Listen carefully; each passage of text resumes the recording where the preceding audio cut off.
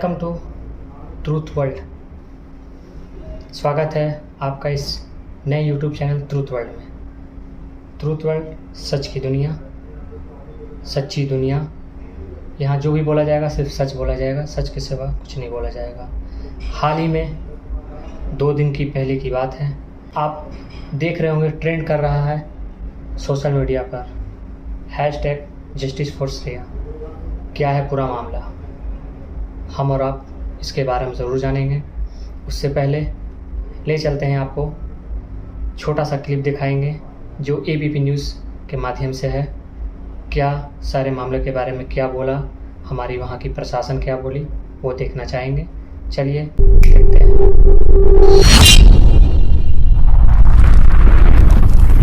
पिछले 4 दिन से लापता छात्र का शव पुलिस ने बरामद कर लिया। इसके बाद इलाके में सनसनी फैल गई। शव की सूचना मिलते ही परिजनों में हाहाकार मच गया। गुस्साए लोगों ने सड़क पर प्रदर्शन किया, कैंडल मार्च निकाला, अपराधियों की गिरफ्तारी की मांग की है। लेकिन इसी बीच पुलिस का कहना है कि नाबालिग छात्रा की मौत एसिड डालने से नहीं हुई है।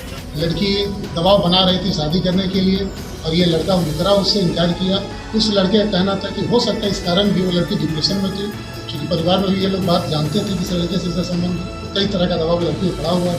साथ ही पुलिस ने अपील की है कि बिना किसी जानकारी के किसी भी तरह की अफवाह सोशल मीडिया पर न फैलाई जाए, जिससे इलाके का माहौल खराब हो। छात्रा के परिजनों ने 3 लोगों के ऊपर अपनी बेटी की हत्या का आरोप लगाया, जिसकी जांच की जा रही है। जांच में उनके ऊपर आरोप साबित हुए तो गिरफ्तारी की जाएगी। उनसे पूछताछ की जा रही है और उन पर नजर रखी जा रही है। अगर उनके आरोप सिद्ध होगा निश्चित रूप से गिरफ्तार। इस वारदात के बाद लोगों में गुस्सा है। पुलिस प्रशासन के खिलाफ लोग प्रदर्शन कर रहे हैं। छात्रा के गुनाहगारों को फांसी देने की मांग कर रहे हैं। तो दोस्तों, आपने देखा ये क्लिप। ये मामला नबीनगर क्षेत्र औरंगाबाद बिहार का है, जो श्रेया हमारी आपकी बहन प्रीमियर कोचिंग में पढ़ाई करती थी। वो 11 तारीख को कोचिंग के लिए निकलती है, बट वो कोचिंग नहीं पहुंचती है। तो गई कहाँ, सवाल नंबर 1। उसके बाद 2 दिन बाद उसकी लाश डिहरी ओंसो इंद्रपुरी डैम में मिलती है, वो भी जली हुई हालत में। उसके माँ का कहना है कि उसे तेज़ाब से जलाया गया है। उनके घर वाले का कहना है कि उसे तेज़ाब से जलाया गया है। क्या हुआ श्रेया के साथ, क्या हुआ हमारी बहन के साथ, इसके लिए मैं फिर से ले चलता हूँ। एक आपको वीडियो दिखलाता हूँ जो हमारे लोकल न्यूज़ तबाही तक गए, डायरेक्ट ग्राउंड रिपोर्ट पर, और श्रेया की माँ से उन्होंने बात किया। तो आइए हम और आप वो क्लिप देखते हैं, क्या कही हमारी बहन श्रेया की माँ ने क्या कहा। बिहार के मुखिया नीतीश कुमार जी हुए थे, इन लोगों को आप क्या कहना चाहेंगे माता जी? मुझे लग रहा है कि तेजाब डाल के उसको तेजाब बेटी को जी। पुलिस वाले हालांकि इस बात से इनकार कर रहे हैं। नहीं सर, उसको जलाया गया है। मेरी बेटी जलाया गई है, हम जान रहे हैं उसको जलाया गया है।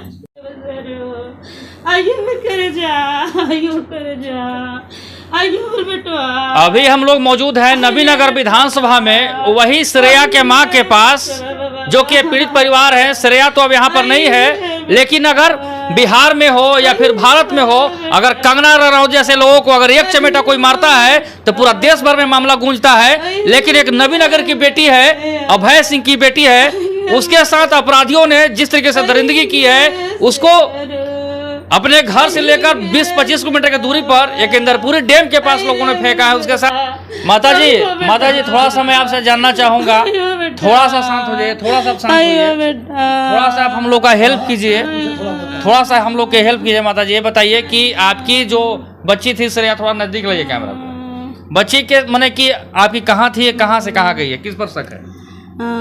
मुझे तो शक, हम किस पे कहें अभी तो पूरा कंफर्म नहीं है जी। मेरी बेटी बोली कि हम कोचिंग जा रहे हैं माँ, और एक दिन भी क्लास में। कौन सा कोचिंग में पढ़ती थी? प्रीमियर कोचिंग है, नबीनगर में प्रीमियर कोचिंग चलता है, वहीं पे मेरी बेटी जाती थी। और उस दिन वो नहीं पहुंची, मतलब उसका पता नहीं अपहरण हुआ, ये रास्ता में ही हो गया है। बच्ची मतलब कि कोचिंग में नहीं पहुंच पाई है। उसका संचालक कौन है प्रीमियर कॉलेज का, कोचिंग का?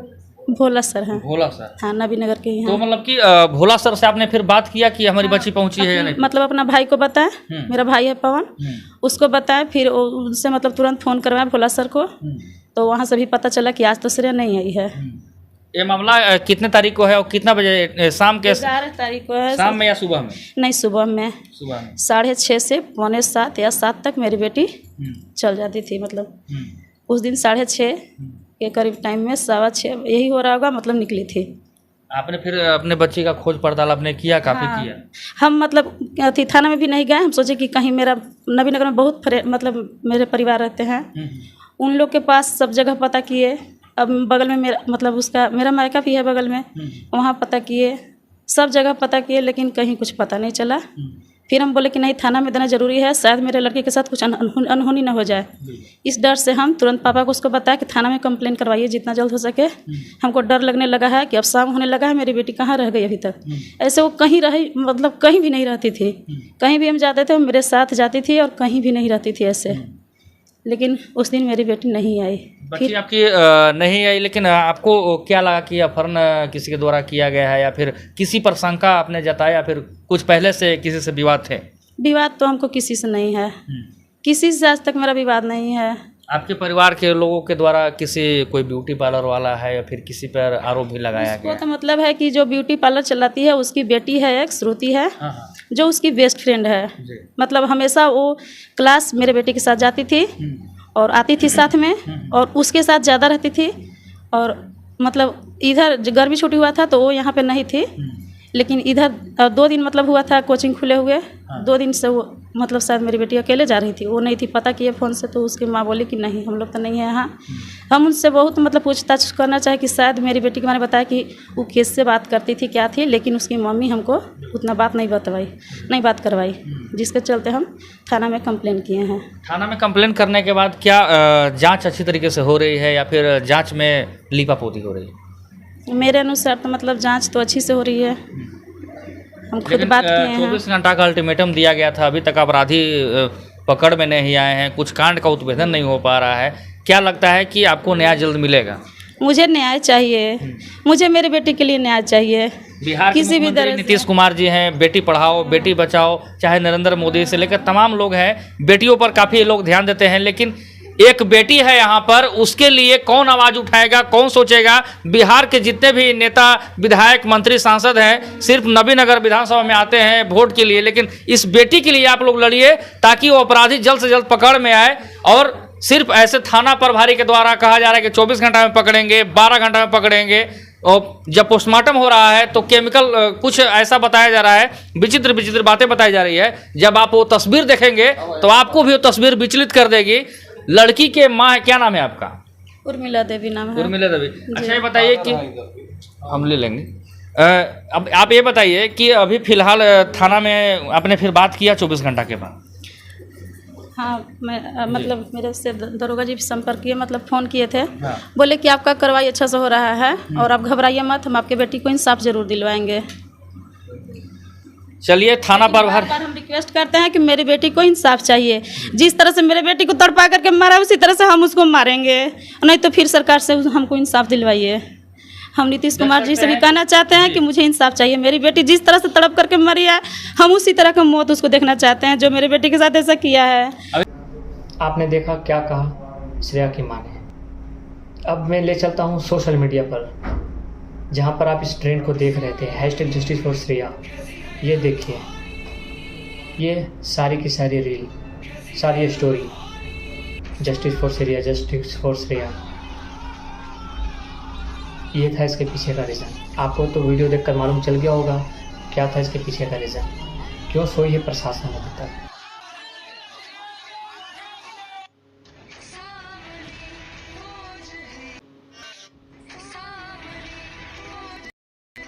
तो दोस्तों, आपने देखा, मैंने दिखाया अभी ABP न्यूज़ का क्लिप।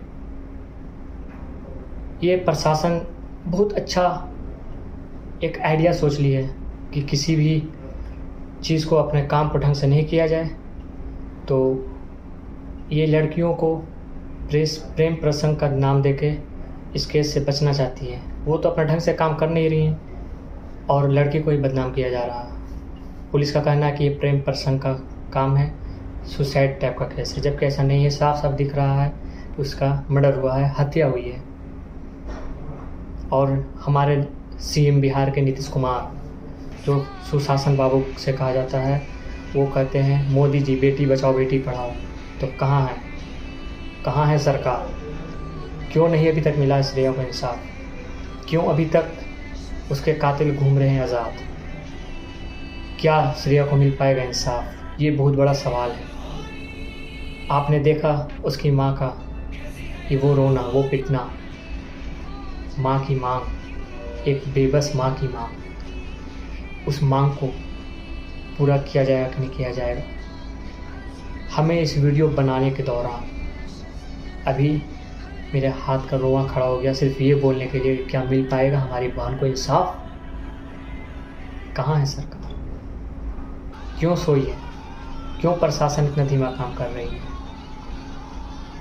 कल नबीनगर, औरंगाबाद, अम्बा, ये सारी जगह पर कैंडल मार्च निकाला गया सिर्फ अपनी श्रेया बहन के लिए, उस श्रेया को जस्टिस दिलाने के लिए। तो क्यों, कहाँ है सरकार? क्यों नहीं दिला रही जस्टिस? आखिर क्यों इतना स्लो काम करती है प्रशासन? सीबीआई को क्यों नहीं सौंपा जा रहा है यह केस? क्यों नहीं एक टीम बनाई जा रही है इस केस को जल्दी से ख़त्म करने के लिए?